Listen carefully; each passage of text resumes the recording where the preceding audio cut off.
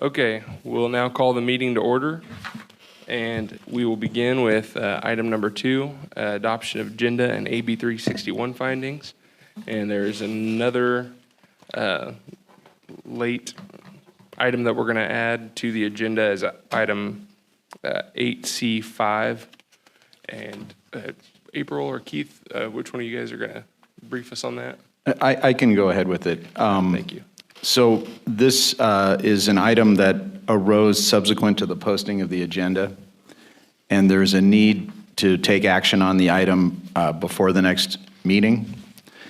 And on that basis, staff would recommend adding it. The topic itself is a invoice for payment that was received by the Water District and then forwarded to the GA. It's a payment in the amount of $20,000 to the Navy, and it relates. Let's see. I guess I would turn it over to April. Do you know what the item is? It has to do with the monitoring wells. Yes, it's for an easement for the purpose of installing pressure transducers in 5 groundwater wells at different site locations on board the Naval Air Weapons Station, China Lake. So this was sent from the Navy to the Water District, and then the Water District forwarded it to the GA because it's a GA project now. Okay, thank you. Okay, is there a motion to adopt the 361 findings and adopt the agenda as amended? So moved. Thank you. Is there a second? I'll second. I just want to make sure, Keith, can we adopt the AB 361 findings and the agenda at the same time, or do they need to be separate motions? We can adopt it at the same time, and I would recommend we do as Okay, one perfect. motion. Okay, we have a motion and a second. Chairman Peters, Aye. Vice Chair Heyman, Aye. Director Itmeyer, Aye. Director Rotora, Aye. Director Vallejo. Aye.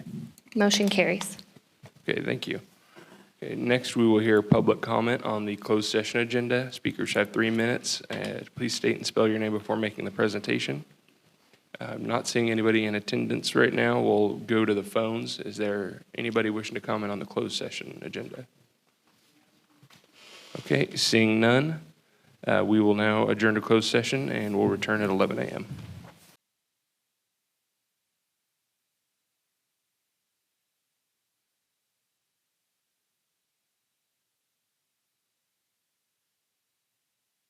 Go.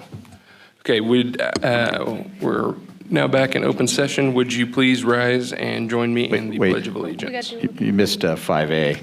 Oh, I'm sorry, what was that? You missed 5A, report out of closed session. Oh, I apologize. Thank you, Keith. This is my moment to shine, so I can't. So, should I give the report? Yes, please. Board met in closed session to discuss the items identified on the agenda, including the litigation items and the water purchase. The board received a report from general counsel and special counsel regarding these matters. No reportable action took place. Mr. Chair, that concludes the report. Thank you, Keith. And now I would ask you to please rise and join me in the Pledge of Allegiance. Salute, pledge. I pledge allegiance to the flag of the United States of America and to the republic for which it stands, one nation, under God, indivisible, with liberty and justice for all.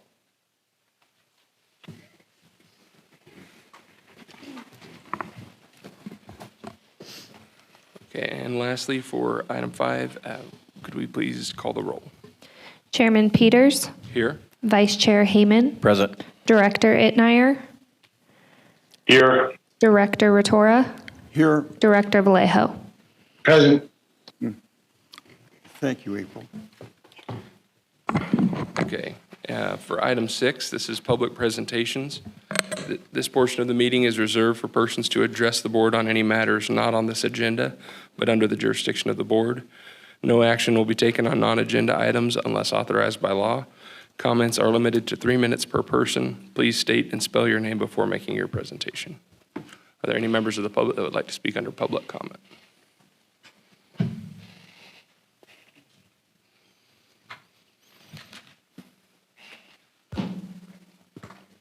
My name is Sophia Merck. Everybody calls me Sam. I want to thank the wonderful job that April is doing. She gets out the packets in a timely manner, and I was really glad to see, especially on this one, that the closed meeting was going to be at 10, and the start of the meeting was going to be at 11 o'clock for the general. I really appreciate that. And I really appreciate the time that it takes for her to do that job. She does a wonderful job. And a lot of times people don't recognize that. The second thing I want to talk about is when people call in on their comments and stuff like that. It's very hard to get through on the telephone lines. And it would really be nice if the phone number was up on that big sign up there. That would help. Another thing that would really help, as you go to each item, if you would put up the item number so that people can visually see it. That would really be nice. And it would move this body in a really fast manner. Another thing I would like to bring up, it would be nice if people could text in maybe 20 words or less on their comments on individual items that are brought forth. And the last thing I want to talk about is this wonderful job that the DWR is doing on their questionnaire. I really appreciate that. And I would like for everybody in this community to know that they don't have to belong to any group to answer it. Your opinions matter, not only to this board, but to DWR. And thank you very much for your time. Thank you for your comments and suggestions. Are there any other members of the public that would like to speak?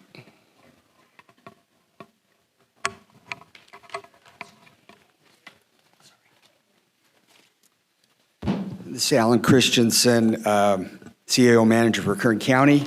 I also assist with the staff work of the Groundwater Authority. I come to your board this morning to speak about recent comments made by the Water District Board members at their district meeting on July 11th. The comments I will be pointing to are in regard to decisions or actions of the Groundwater Authority that were made at that meeting. I offer the following responses to provide clarity to the public, the GA board, and the Water District members to understand the facts, many of which have been stated repeatedly. For years, we have listened to Water District board members make statements that are not based in fact. First, Mr. Retor has repeatedly brought up his desire to discuss the annual report of the GA, the future report. He says, quote, "It has been pulled and kept out of the agenda, which concerns me. We've heard the same," and that's the end of quote. "We've heard that same comment at GA meetings for many months. While it may not be common knowledge to the public, GA staff prepared a staff report on Mr. Retor's request to discuss the annual report. In fact, it was prepared many months ago. However, the Water District staff and attorney asked that this item be pulled so that they could work out questions that have been brought up about the legal conflicts of the Water District. Each month, when we are discussing the agenda on a conference call, we ask the Water District if they would like the discussion of the annual report on the agenda. Each month, they say no, we have not resolved the issue yet. The water district and the general manager have been asked if they have notified their board and Mr. Rotorua about the reason why the annual report is not on the agenda. Each time they say yes. Again, last week we asked the same question. Again, they responded the same way. They stated that Mr. Rotorua has been told why the annual report discussion is not on the agenda, so everyone is clear. The decision to not have the discussion of the annual report on the GA agenda was requested by the Water District Legal Counsel. And we have respected that. And if Mr. Rotorua wants to continue to comment and complain about why his request has not been granted, then he needs to ask his own staff. As we see it, if there is a problem with communication, this is a problem with communication between the Water District Board and their own staff members. Second, the Water District Board member, Mallory Boyd, commented on the July 11th meeting and asked about the GA audit. Mr. Rotorua commented, quote, "The audit came through a clean audit. It took a lot longer than it should have, but it was the first time they have done a real audit," close quote. There are a number of reasons why the audit was delayed, including transferring all data and transactions from spreadsheets to a new financial system. That took time to ensure no mistakes were made. As far as I can tell, there was no significant change in the number of hours spent on the audit by the auditing firm. So Mr. Rotorua's comments on the audit is confusing. What is Mr. Rotorua's definition of a quote-unquote real audit? Is the most recent audit of higher quality than previous audits, and how? How did Mr. Rotorua come to his real audit conclusion? Are there audit letter comments that he can point to back up that assertion? If you can answer that question today, we would enjoy hearing your response. There were many other statements made with regard to the GA that I will not have time to comment on today. It is wrong for the Water District Board members to repeatedly misstate and represent the business of the Groundwater Authority. These statements have the effect of confusing the public. This kind of behavior has been going on for some time, and it should stop. Thank you. Are there any other members of the public that would like to make a comment? Okay, seeing none, we'll go to the phones. Go ahead, caller. And Caller, go ahead. hello, this is Renee Westelas. Can you hear me? Yes, we can hear you. Okay, I'm asking for some help here, basically for direction from the GA where I can get answers to questions on forms. I have been authorized to help my HOA in assisting in getting the shallow well mitigation report form and the emergency assistant report form filled out and submitted to the IWVGA. I need to know some technical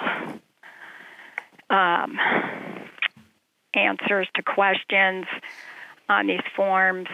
That there's just questions about that, and then if we're unable to find the data, I need to know if I can get a dialogue with the water resource manager or one of the Stetson engineer people to explain what absolutely has to be on those forms. And then the second question I have is, why aren't, I was led to believe the most current forms for those two reports are not posted on the GA website, that there's updated forms, but they're not posted. And then thirdly, I wanted to bring to the attention of the GA under the well registration tab on the website, and if you go to extraction fee FAQ, click on that heading. Keith Lemieux's new email address is not posted on that GA website. It only lists his old email address, and that needs to be updated. Those are my questions, and thank you. Okay, thank you. April, do you have any comments? Yeah, Renee, I had sent that information over to the Heritage Village manager, Sue, but if you'd like, I can forward that information to you as well. The best person to contact is obviously going to be Stetson Engineers, so whatever you send to me, I'll just forward to them. So Yes. anything we fill out forwards to them, but part of the thing is answering the thing in the first place. If we have questions, answering some of the questions. Right, so get your questions put together and then send them to me, and I'll forward them to Stetson. Just to Okay. avoid the back and forth, just do it in one swoop. Okay. Yep. Okay. And if we need to, Renee will have a call. Okay. Thank you. Great, thank you. Any other callers on the phone? Okay, seeing none. Okay, another speaker in the room. Judy Decker, member of the Eastern Kern County Resource Conservation District, member of the PAC Board. Is a well used solely for landscape purposes a domestic well?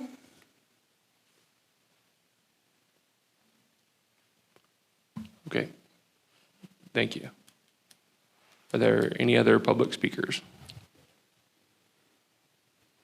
Okay, seeing none.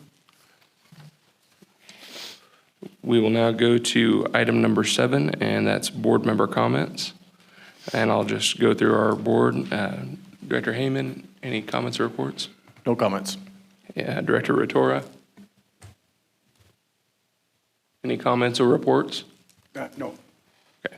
Director Itmeyer Nope. and Director Vallejo. I had the chance to meet with the facilitators from the state regarding the stakeholder assessment. Looking forward to that facilitation. Great, thank you, sir. Okay, Mr. Chairman, I have a quick comment I on behalf apologize. of the Navy. Just so you're aware, we are in the process of putting together our energy savings budget for FY23. Currently, we are in receipt of a project from the GA. Stetson's engineers helped submit that. So we're in the process of reviewing that, and I'll have results at the next meeting.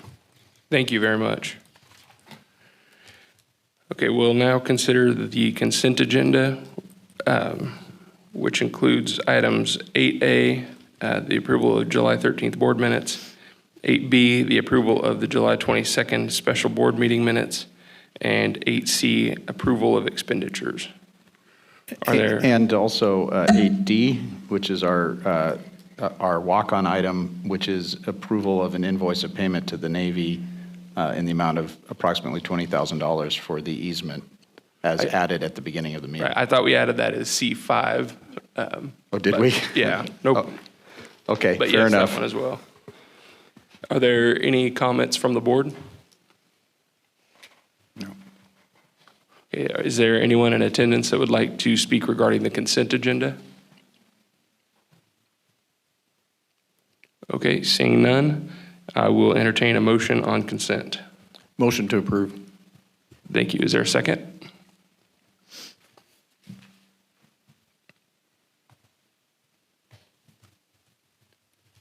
Okay, I'll second.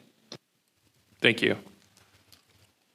Chairman Peters, Aye. Vice Chair Heyman, Aye. Director Itmeyer, Aye. Director Rotora, Aye. Director Vallejo. Aye. Motion carries. Thank you. The board will now hear item number 9, award of contract for Rose Valley well monitoring services. And I'm not sure who's going to be giving that report. That be Steve Jeff Helsley. or Jeff? Yeah, it'll be Jeff's on the line. Jeff's been working on this, so yeah, go ahead, Jeff, thanks. Thank you. Good morning, everybody. Still morning. It's good morning. to see all of you, at least on video. This item, the Groundwater Authority had previously submitted a list of prioritized projects for potential funding from the Navy coastal royalties. And out of that list, a project was selected for funding. That project was the installation of monitoring wells to allow gathering data on the subsurface flow from the Rose Valley area into the Indian Wells Valley groundwater basin. That data will be used to update the hydrogeologic conceptual model of the basin and ultimately lead to updating and refining the groundwater model we have in the basin that we'll use for the 5-year update of the groundwater sustainability plan. The board authorized a release of a request for bids for monitoring well drilling services at its special meeting on July 22nd. The authority received one bid by the due date for those submittals. At the time we prepared the staff report, we just received the bids the day before. We were still reviewing it. We've now reviewed that. The amount of the bid was $220,360. At this point, staff would recommend that the board authorize awarding the contract for drilling services to Garrison Brothers Well Service.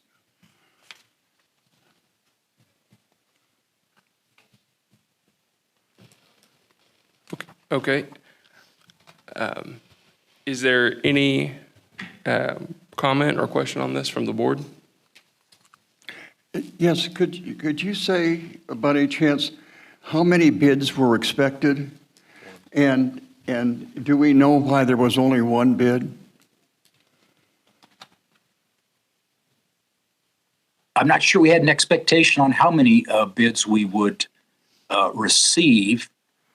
We had, a year ago or more, talked to, I think, 3 different contractors about the project and that was coming up. They were notified about the RFP, but we did only receive the one, and I'm not sure why that is.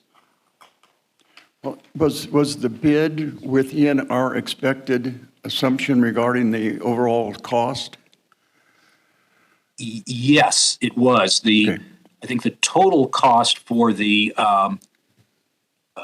installation of the monitoring wells estimated budget was $300,000. Now that included some other services. We got to do geophysical logging. That's the cost to coordinate the drilling, but the amount of the bid is within our budget. Okay, thank you. Okay, Director Rotorua, this is Steve. I know drillers are busy right now, so it may just be that they were busy, but we did have contact with multiple drillers, and we were working with another driller before we actually made the decision to go out for bids. We were working with another driller who did not bid. Okay, thank you, Steve. Are there any other questions or comments from the board?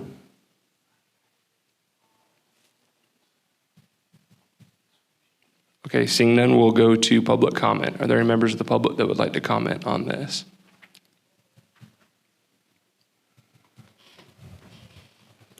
Okay, seeing none, is there a motion to approve? Motion to approve. Thank you. Is there a second?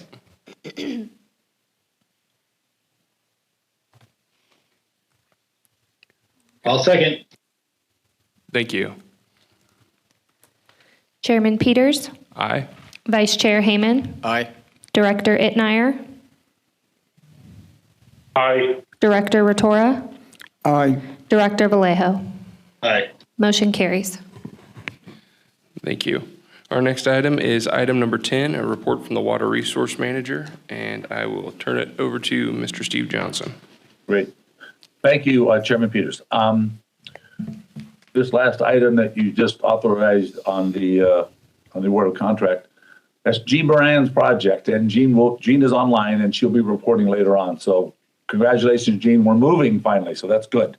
Good morning, everybody. Jeff pointed out it's still morning and we're moving pretty good. We don't have a big agenda.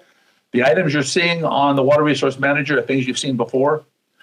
So I've got Jeff and Maya gonna report on the grant funding and the GSP implementation projects, recycled water, and the feasibility study that was authorized to get going on for additional grant funding for recycled water projects on those. And then Jean will certainly report on the remaining items. So I'll turn it over to Myra, I think, and Jeff right now. Myra, are you okay?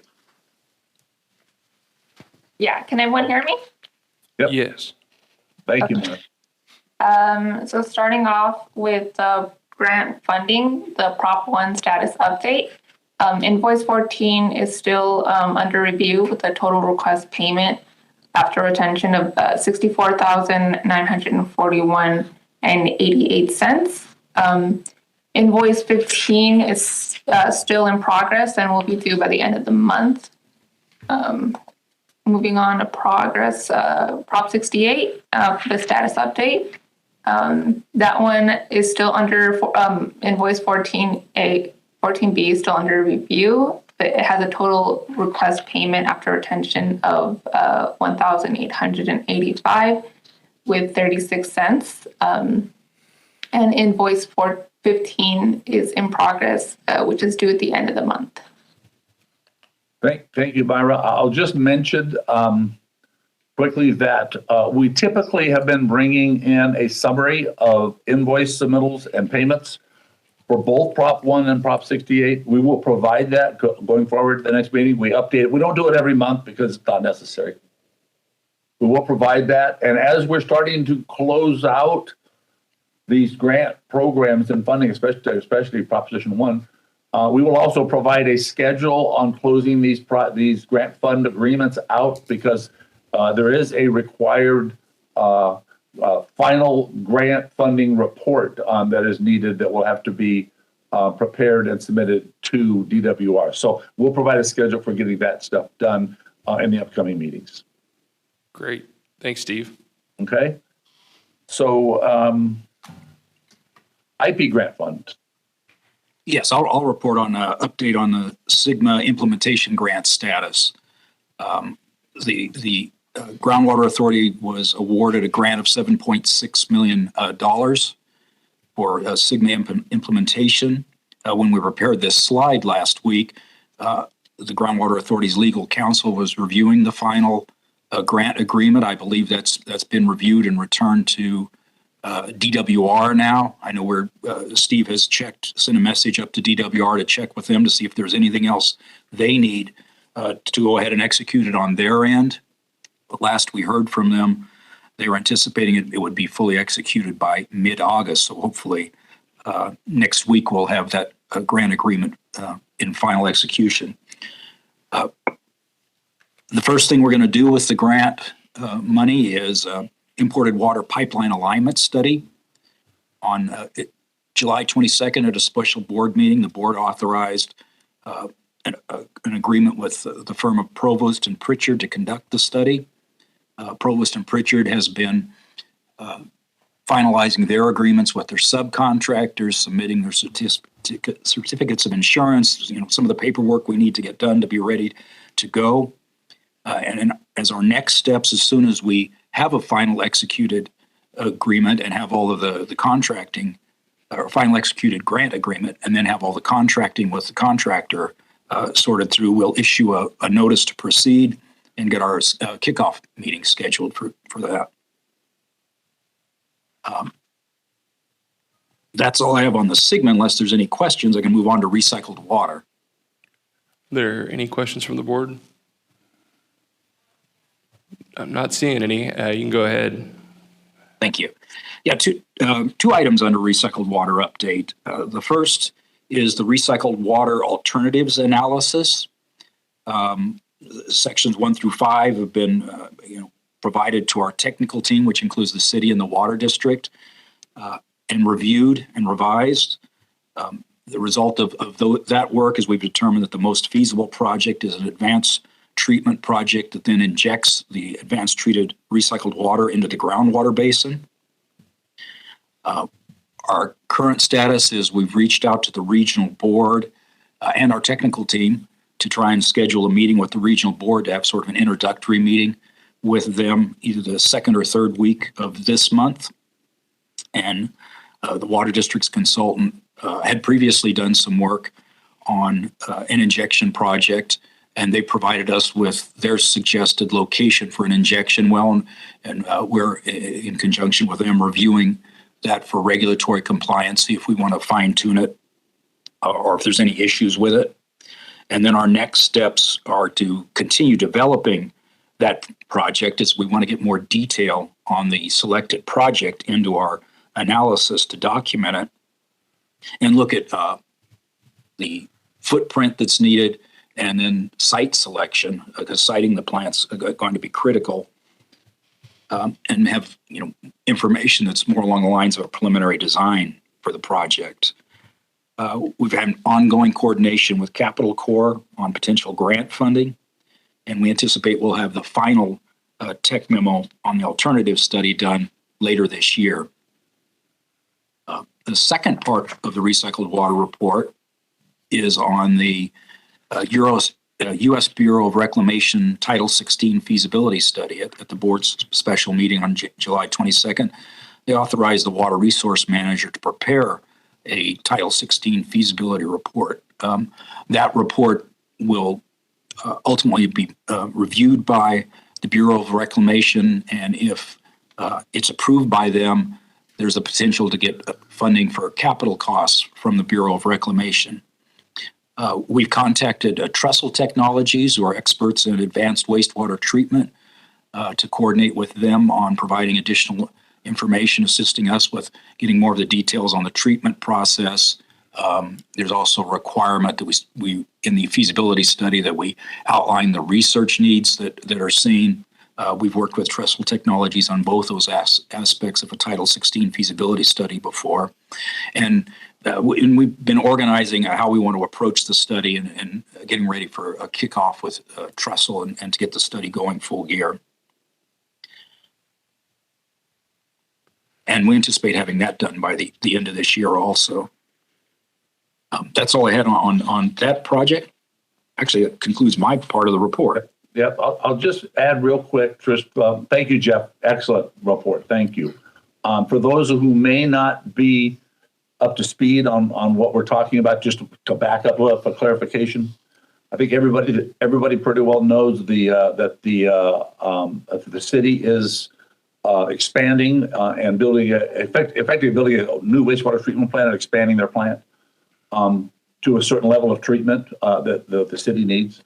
What we're looking at here at the feasibility study and federal money is for the Groundwater Authority's portion of this to further treat, advanced treatment, further treat that wastewater, the treated wastewater that will be produced from the city's plant, further treat that for beneficial uses that we're looking at, as Jeff mentioned, most likely to be injection. So it'll take some additional treatment to be able to qualify for the regulatory compliance to be able to use that water for direct injection into the aquifer. So that's what this money's for. It's for the next portion of that treatment. And we can certainly use that money because it's not going to be an inexpensive project. So with that, and thank you, Jeff, we'll be happy to answer any questions about Jeff's report. Thanks, Steve and Jeff. Are there any questions on that portion of the report?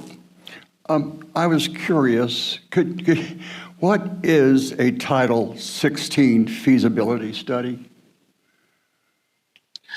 Well, a feasibility study maybe is a little bit self-explanatory. So the question is, what's particular about a Title 16?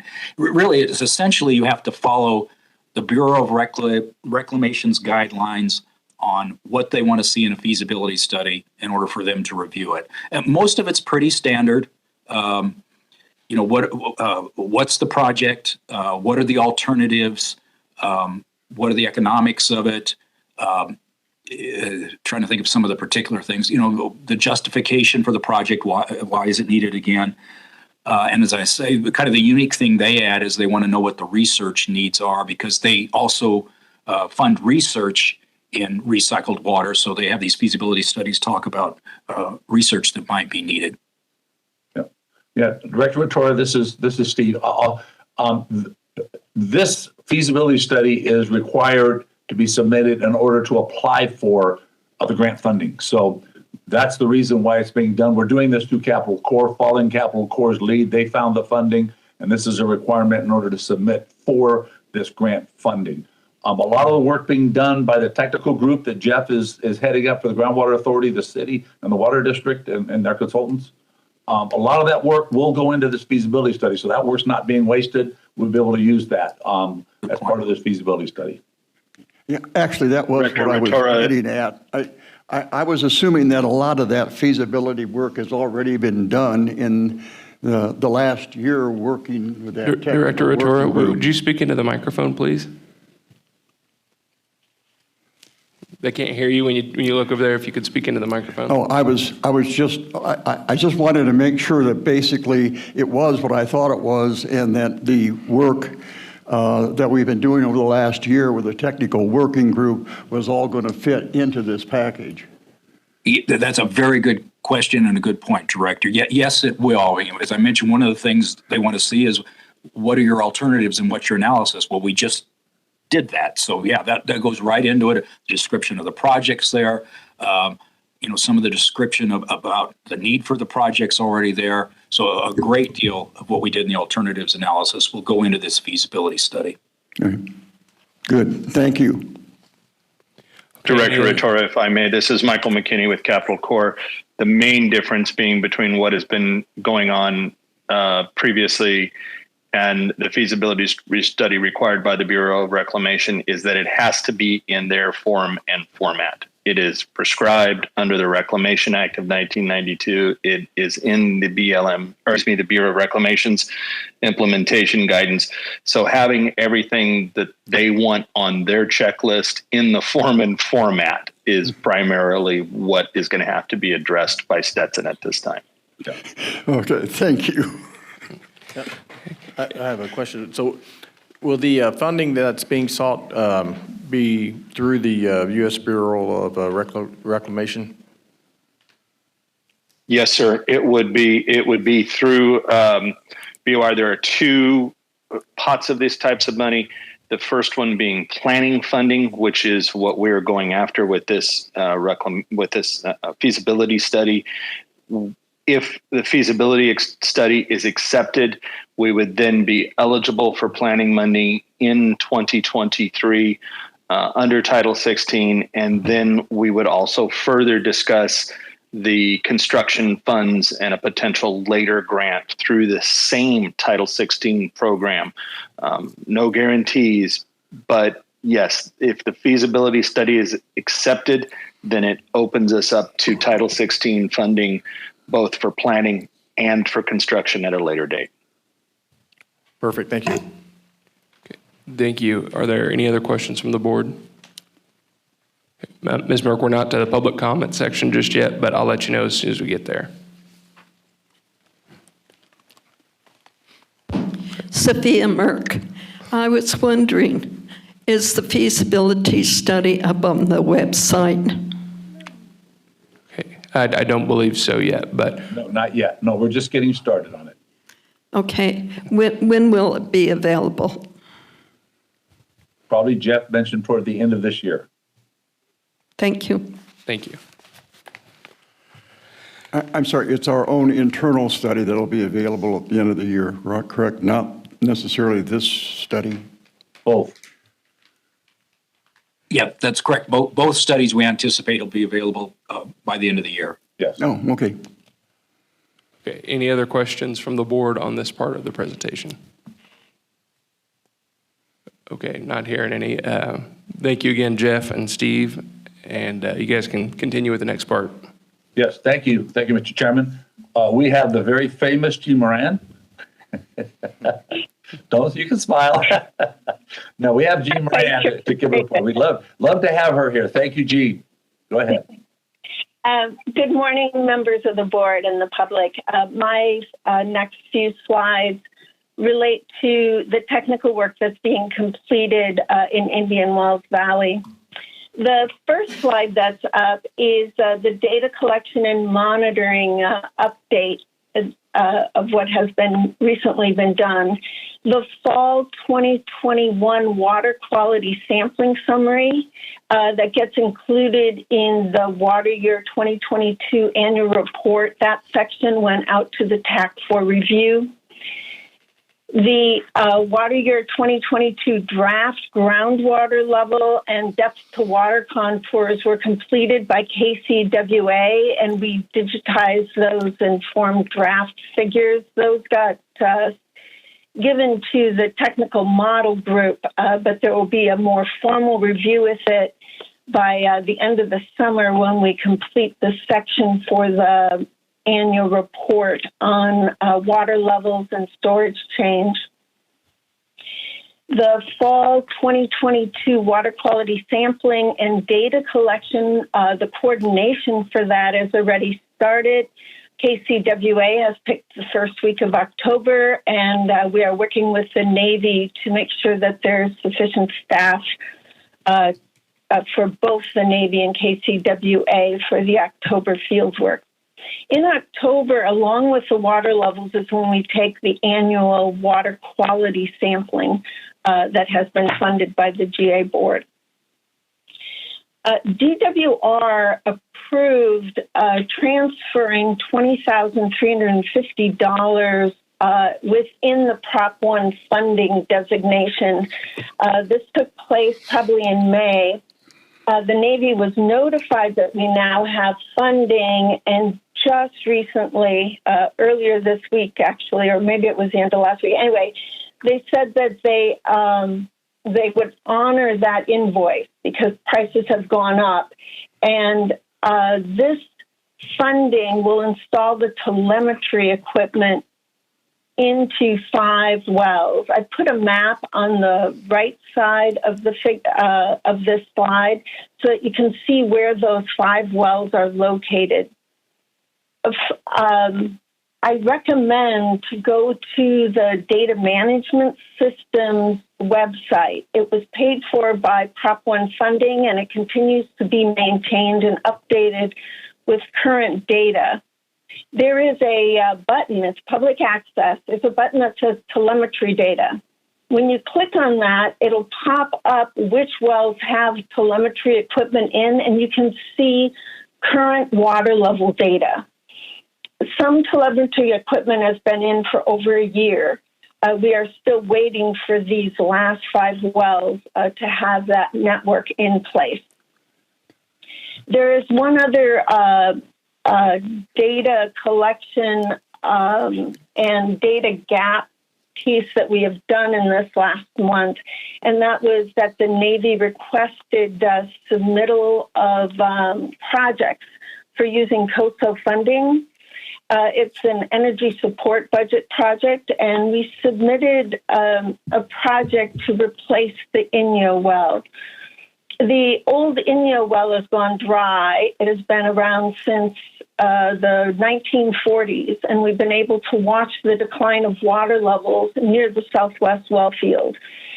And having it go dry puts an interruption in that recorded data. There's other monitoring wells, but not as close as this one. So to continue that record, we requested funding for that, and we will see what that project yields.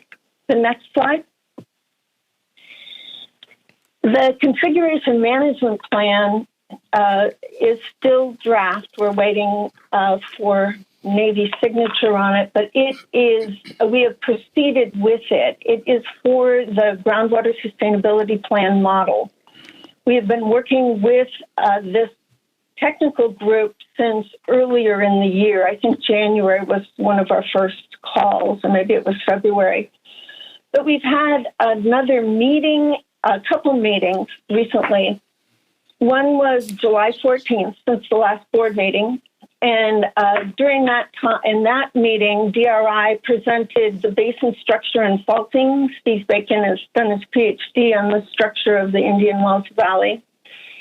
And we discussed scheduling, mostly to do an in-person meeting, which was held last Wednesday on August 3rd in Ridgecrest. There were 8 of us there. It included the water resource manager, Navy staff, DRI staff, and a domestic well and BLM from the technical model group, which are part of the TAC. We did face-to-face introductions. We talked about the simulated water budget components and laid out the field logistics. The map on the right shows the different stops that we took. We carpooled, but truck pooled probably is a better term for it, so that we could go on dirt roads. But we looked at different components of the water budget. We looked at faulting and basin structure that impacts the flow of water.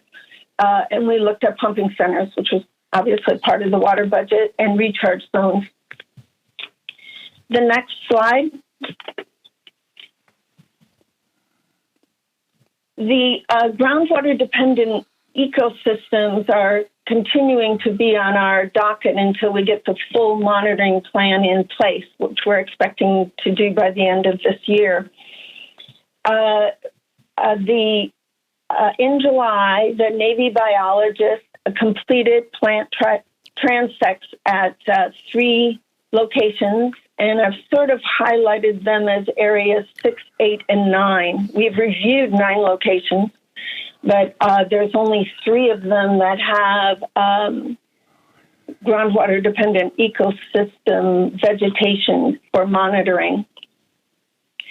We're in the process of coordinating well access. There's 4 existing monitoring wells in these locations. And the annual monitoring by the Navy. The Navy will be performing in-kind services of the biological transects. And the GA, through the groundwater monitoring program, will be monitoring groundwater levels at these locations. The next steps are to install data loggers at the 4 nearby wells. And in September, add a section to the groundwater monitoring program. All updates get put into the annual report, so it will be a new section that will be in the water year 2022 report, or an updated section. And then we're expecting a technical memorandum summarizing the Navy biologists' work in October, and that will be sent out to the TAC for review. And in the spring of 2023, we will start performing the annual transects. So one was performed this year, and then there'll be a new one in the spring as the vegetation blooms. That would be by the Navy with our assist with the water level. The next slide. Subflow from Rose Valley to Indian Wells Valley. This is identified as a data gap. We have an assumption of how much water is coming as subflow for the water budget into the Indian Wells Valley Basin. The 2 wells that we talked about earlier for the drillers package are the yellow ones on the furthest north part of the map, and they're represented by yellow dots. Thank you for approving the bid package. The next steps are to complete. We needed that new bid. When we got a bid a few years back, the prices have basically skyrocketed on piping and different supplies. So we needed a new bid to make sure that when we signed the Navy contract that we had the scope of work completed so that we could honor the scope of work. So that will be the next step that we're doing on that. The monitoring well, the drilling and construction is planned for this fall or early winter. That is within the permit time for both the well permit with Inyo County and with BLM's permit for the construction part of the site. We have also, there's some red wells that I put on this map closer towards the south end. The green well is USBR 10. It is an existing well north of Pearsonville. The red wells are on California State Lands Commission property, and we have started a request for access to these former sawmill wells. This would also help fill in a data gap for water levels in this area. The wells were closed by welding a cap on them. And in order to open them, we need permission. They are now under the California State Lands Commission purview. So I just wanted to inform you that we are working with them to look at if we can have access to those existing wells. And with that, I yield it back, Steve, toward you. I'm finished with my report. Thank you, Jean. Are there any comments or questions from the board on this part of the report? Yes, I would like to make at least one comment. I was pleased to see that the change to water and storage was mentioned on that first view graph. That's something that I've been interested in for some time. I think you remember that a significant number or high percentage of the comments from the first annual reports concern that particular subject. So I'm eagerly waiting to see the progress we've made. And I want to thank you for pushing on that, because I know it's on your mind as well. So thank you. You're welcome. Any other comments or questions from the board? Okay, not hearing any, we will go to public comment. Are there any members of the public that would like to speak on the Water Resource Manager's report? Okay, seeing none in here, we'll go to the phones. Go ahead, caller. Yes, this is Renee Westelusk. I have a question on the wastewater treatment plant. How it's going to work, like the new wastewater treatment plant, because I'm approaching this from a layperson's view, will treat the wastewater at a higher, the new treatment plant will treat the water at a higher level of purity or whatever, and then further treatment of that water will have to be done prior to direct injection. And I wanted to know, like, who is going to do that? Will that be part of the wastewater treatment plant again? Or is there another entity that's going to treat it more before it's injected into the injection site? Go ahead, Jeff.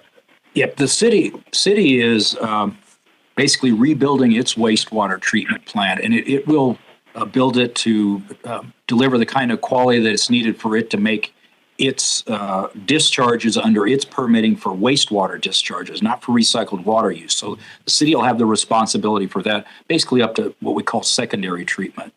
To be able to use it for injection, we need to take it and do a great deal more of treatment. What's called tertiary treatment, which is disinfection and filtration, and then there will be, basically we'll go through reverse osmosis and advanced oxidation, and there's microorganism removal and salt removals. It'll be very high quality recycled water when it goes through that process, and that's what the state requires for injection of recycled water. So the city is responsible for rebuilding the wastewater treatment plant to meet its just discharge requirements. Anything beyond that, tertiary and the advanced treatment, is a separate project. That's the project that the Groundwater Authority is studying. The studies that I've referred to are everything beyond what the city's doing. And Groundwater Authority has taken on that responsibility to study it and is pursuing funds to complete the planning and to build the project. So, like, who will be in charge of that further treatment after the city's treated the, what do you call the discharge treatment? Like, will it be the GA, or will we have another entity? I may say I help, Jeff. We're not sure. There's an agreement between the GA and the city right now to do this. I don't imagine the Groundwater Authority is interested in staffing up to build and operate this facility. So I would imagine it'll be a cooperative effort between the GA and the city to actually run the whole plant. Right now, the city is taking the project to a certain point. In order to use it for beneficial uses to support our sustainable yield, it has to be treated further, and that's what the GA is working on. Yeah, usually these projects, when they're structured like this, we look at two things. Is the city interested in operating the advanced treatment plant, and are they do they have the operators with the correct level of license that you need to operate the plant, because this advanced treatment takes a higher level operating license. And of course, if it's not for their benefit, then the Groundwater Authority would pay them for that. The other option, if the Groundwater Authority doesn't want to staff up, and at this point I'm not anticipating that, is we find there are firms out there that's their business. They operate water treatment plants, wastewater treatment plants, advanced treatment plants. We can look at the option of contracting one of them to actually operate it. And depending on the contractual arrangements, the Groundwater Authority be responsible for that. Okay, well, thank you very much. I understand it much better. Thank you. Renee, one other item. Earlier in the discussion, Jeff talked about the Title 16 feasibility study, and he mentioned a firm, Trussell Technology, an absolutely excellent firm on advanced treatment of wastewater. They are going to be, the intention at the plant, they're going to be on the team to do this. So we're having them added to our feasibility study to do this. So that was the reference to Trussell earlier for this part of the project. Okay, well, that sounds really great. Thank you. You're welcome. Thank you. Okay, our next speaker, please. Yeah, this is Wes Casasine. I'm probably going to embarrass myself here with a stupid question. But is injection, is that a final part of reclaiming the water? Does something happen underground that completes that process? Or is that just maybe a politically not too sensitive way to get that water back into our water system? I mean, why do we inject the water? Does that complete the cleaning process? Or is that just a politically correct way to drink it, so to speak? I don't think there's any political correctness in it. There is additional treatment after the water is recycled water, advanced treated recycled water is injected into the ground. You still get credit for removal of microorganisms, depending on how long the recycled water travels through the groundwater before it reaches any wells that might pump it up. And there's requirements about how long that, minimum requirements about how long that has to be. So there is some additional treatment that takes place. There's also, as a practical matter in this basin, we looked, there's only so many things you can do with the recycled water. We looked at irrigation. That was, to try and use it all was a very expensive thing to do. And then you have seasonal issues that you don't have irrigation demand. It was not efficient or really very practical to try and use all the recycled water just through irrigation. We also looked at surface spreading, putting it into ponds and letting it percolate. That's a great way to go because it's typically cheaper. You don't have to do the same level of treatment if you're going to do tertiary treatment because it has even more removal as the water percolates from the ground surface down into the water table. But our technical advisory committee looked at information that's previously been done by the Water District and others, and kind of a summary of that Steve Reich with our firm did, and concluded that it just didn't look practical or feasible in this groundwater basin to do surface spreading with recycled water. So based on cost and feasibility, our only option really is injection. So it's more of a practical matter than certainly political correctness. Thank you for your answer. That clear. West, I've never heard you ask a dumb question. Not going to happen. Well, I'll owe you $5. There's a saying out there, West. The solution to pollution is dilution. So that's part of the process. Great. Thank you, guys.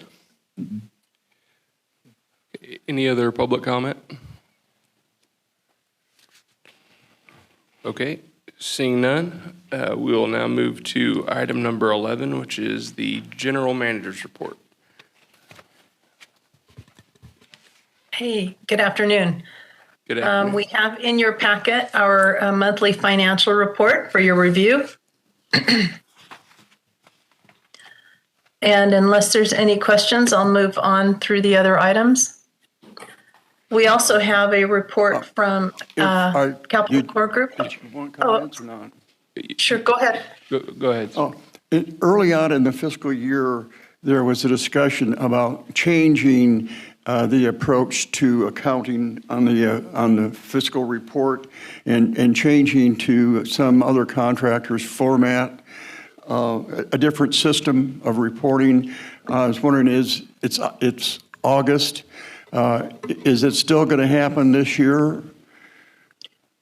Yes, it's in progress. And when can we expect it to actually be in use?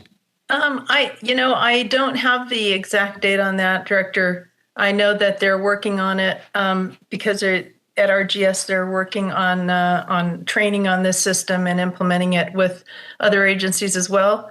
And our finance manager is on bereavement leave for a few days, so she's not attending today, and she's not able to respond to us. But I can tell you wasn't that looking it's for details. I was just curious about a date.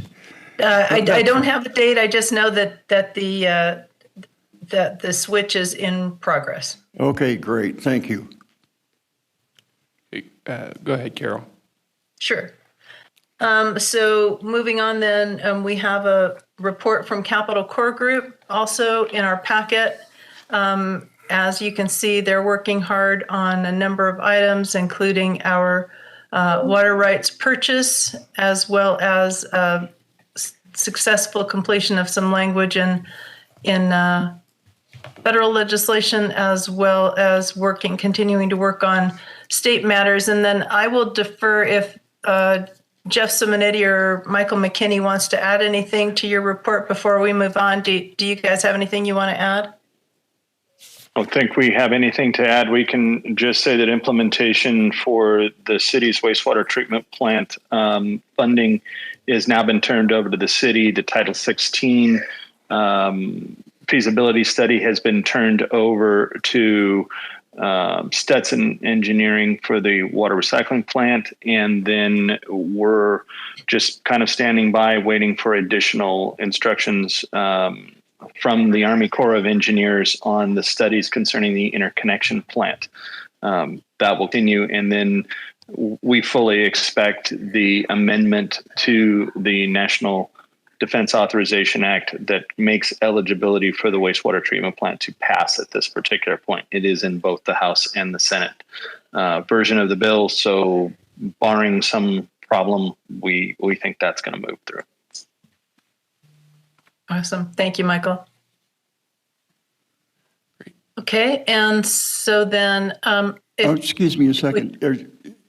I was curious if they could comment on, there was a paragraph in here regarding the Army Corps of Engineers.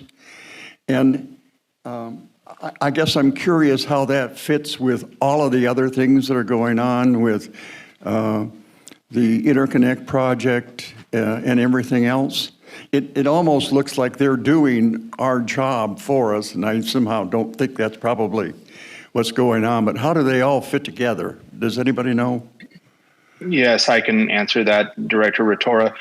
Essentially, the Army Corps of Engineers will be assisting Stetson Engineering with some of the planning phase of the interconnection project. Also, in getting that language authorized, it becomes a potential to authorize the project under the Water Resources Development Act and then make additional funding available for construction of the project through WRDA. So they're not necessarily doing the authority's job. They are assisting in getting some of the studies for the planning phase of the interconnection project complete. And then hopefully we are, in the long haul, opening ourselves up to additional federal funding for construction dollars under the Water Resources Development Act. It appears that they are on the hook to write a report to some congressional committee. Is that going to really be written by them, or is that going to be written by us? To be determined, I would say. That depends on how involved the Army Corps wants to be within the project. That's a fair statement. I was just curious. Thank you. No worries. They are to coordinate with the United States Navy and to coordinate with the authority, though, on the report before it goes out. Yeah, but they are self-funded. Is that correct? This report is funded through the Energy and Water Development Act. Funding for the studies are included in that appropriations bill. And yes, it is technically their study. Okay, thank you. Go ahead, Carol. Sure. So we will move on then to the SDAC update, the grant on severely disadvantaged communities. And we've moved on from the leak detection program into the meter change out for some of the small systems disadvantaged communities. And this is going to, I think, bring us to the end of our grant a little later this year. Made some really good progress. There's a report there in your packet. We're going to be doing some meter change outs for some of these small water systems, and they're listed in here, including East Inyo Kern Mutual Water Company, West Valley Mutual, Inyo Kern Community Services District, and China Lake Acres Mutual Water Company. So this will provide them with some good up-to-date metering, give them a better idea of what water use is, and we're also going to be installing, I believe, AMR equipment for them, so this will be easier for them to get those reads as well. Anyway, excited to see that that's moving along. If there are no questions there, I will move on to the communication and engagement plan update. Okay, are there any questions on that piece from the board? Okay, not seeing any. Okay, we're moving ahead with the work that you authorized a little earlier, a month or two ago, on our communication and engagement plan. Included in your packet is a postcard mailer that will be going out. If it hasn't already, it's going to be going out shortly. This is basically to educate our community on the work that we're doing here, let them know what our groundwater sustainability plan is, and encourage folks to go visit the website. We have another mailer in progress that's going to provide some additional information on our shallow well mitigation program. That's in the works and should be finished shortly.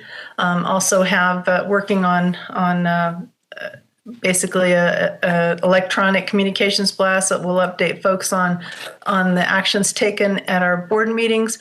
So we're making some really good progress here on our communications and engagement plan work.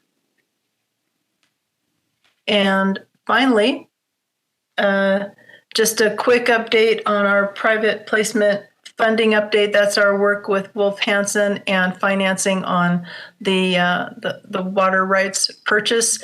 And that is still in progress. We took a little longer than we had anticipated to pull together all of the information that the folks at Wolf Hansen needed. But we should have more information from them at our September meeting, if not earlier. And that concludes my report. Great, thank you, Carol. Are there any members of the board that have questions or comments before we go to public comment? Okay, not hearing any. We'll go to the public for anybody that would like to comment on this item. Sophia Merck, I was wondering, in the communications, are there any plans to have an evening meeting for the public? Thank you. Thank you. I don't believe so at this point. Judy Decker. Carol, I congratulate you on moving forward with these very important areas of communication. You listened to us, and I thank you again for myself and other members of the public in this valley. Thank you, Judy. Thank you. Any other members of the public that would like to make a comment? Okay, seeing none, we'll go to the phones. Go ahead, caller. Yes, hi, this is Renee Westolusk. I just have a question regarding legislation, trailer bills, if there's any money going to be allotted for the repurposing of farmland, agricultural development. There was originally something like $50 million supposed to go for that. I can answer that question, Renee. This is Michael McKinney. That $50 million was included within the top line budget, I believe. I'll double check that for you, and send out a note through April and Carol. Budget trailer bills right now are an interesting subject in Sacramento. I am not sure we are going to see a further trailer bill. We may. It may be just an adjustment to the top lines, or it may add some additional. Legislators are still negotiating in that process. There is a fairly strong disagreement between the Senate and the governor as to how to approach that at this particular point in time, and they're just hammering out their differences at this moment. Would there be any chance that we could qualify for repurposing of farmland funds for this valley? We continue to look at that and continue to report that over to Carol and then the board as we see potential opportunities. Many of them have limitations to them, but we do report on that and have them look at those particular projects. Also with well mitigation funding and what have you that is available through the emergency drought condition funding. But in terms of us going after funds at this point, I have not heard of any specific board action that said, yes, we want to, that meets our requirements. We need to go after that. Okay. Thank you. Certainly. Thank you. Any other callers? Okay, not seeing any. We will now move to item number 12, and that is the PAC and TAC reports. For that, I'll turn it over to Mr. Janis. Thank you, Chairman. We do not have a written PAC report this month, as the PAC did not meet in July. As you recall, we presented in our report to this board in July our recommendations regarding our formal recommendations and our detailed attachment regarding communication and engagement overall, and what we thought was important for us to consider moving into the implementation phase, which we're now in, of the GSP, and taking into account DWR's comments on the GSP itself, and also comments about the recommended corrective action that addressed communication engagement plan.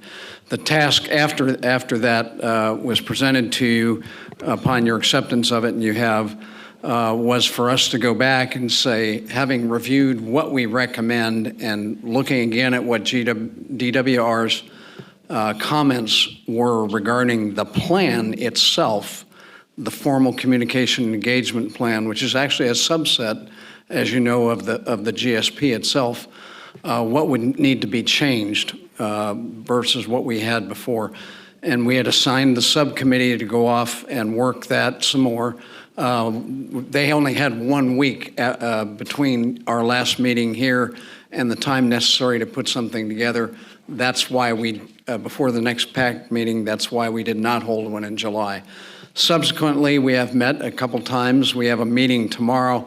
I am confident that the subcommittee will have a product and a path forward to present to the PAC 2 weeks from now at our scheduled meeting. So unless we have a surprise tomorrow, I think we will have a PAC meeting on the 25th of August, at which we'll look at recommending changes or a modification to the formal C&E plan itself, but our recommendations with regards to communications and engagement overall remain as they were given out at the last meeting.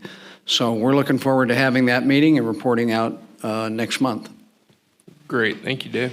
Are there any questions or comments from the board?